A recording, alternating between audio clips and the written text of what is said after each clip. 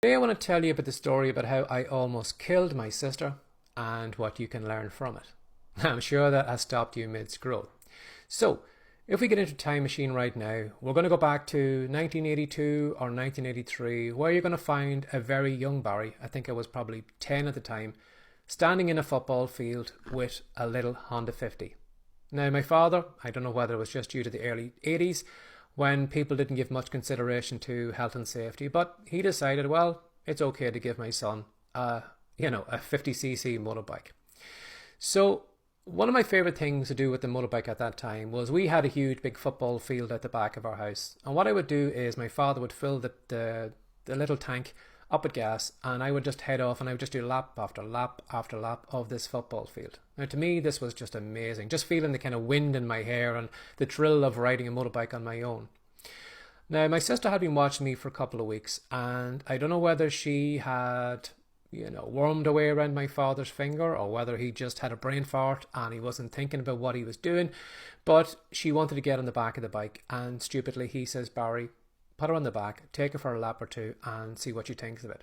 Now, I found that when she got on the back of the bike, when I twisted the throttle, when I tried to get up to the speed I was travelling at before, couldn't do it.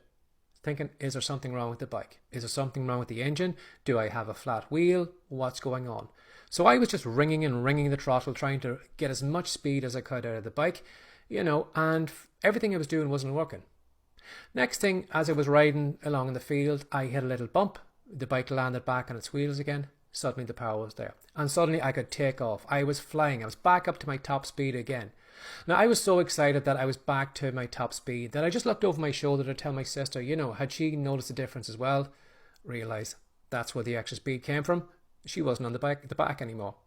Now I probably should have told you before this that she wasn't actually wearing a helmet. I was the only one that was wearing a helmet.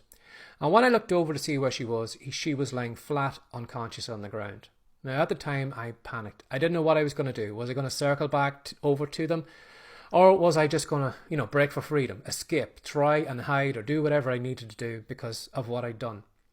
So eventually I rode over to where she was, and my father at the time, he was trying to revive her and she was sitting up. So she was okay, but she was actually knocked out for a few minutes, which isn't surprising when you fall off backwards off a motorbike and land on the ground. Now you're probably thinking, well, Barry, what's the lesson in this for me? Well, there's probably three things. The first thing is probably if you are going to put a 10-year-old on a motorbike and put his little sister on the back, make sure he's responsible. The second thing is probably if you are going to put that little sister on the back of the motorbike, make sure she's wearing a helmet. And the third thing I would say to you is a lot of us go through life with a pillion passenger on the back of us. A lot of us sometimes have moments where we just find things tough. Maybe writing a blog post, making a video, doing something we'd like to do. And we just, for whatever reason, we just don't have the energy. It just feels sluggish. It just feels like it's a chore. Now, if you are going through a moment right now where everything, like me on that Honda 50, it feels like you're kind of running around on flat wheels. The reason you're probably feeling that way is because a fear of rejection is sitting on the pillion behind you. Right now you are probably fearing rejection, that if you write a blog post that nobody's going to read it or make fun of it.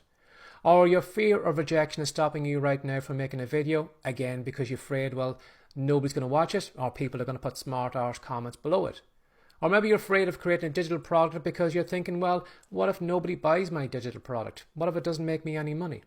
But if you take the fear of rejection off the pillion, you will find that you will get a lot of things done.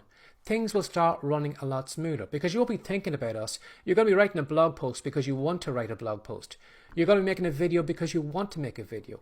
You're going to create a digital product because you want to make a difference in someone's life. So bear that in mind right now, that, in those slow moments where you're overthinking things, the reason or the problem for it is you've got a fear of rejection on the pillion seat. Get them off and you will find that things will go a lot faster, things will go a lot smoother, and you'll get far more done. And again, bear those two things in mind. Don't put a 10-year-old on a motorbike and put a helmet on your little sister. Have a lovely day. Bye-bye.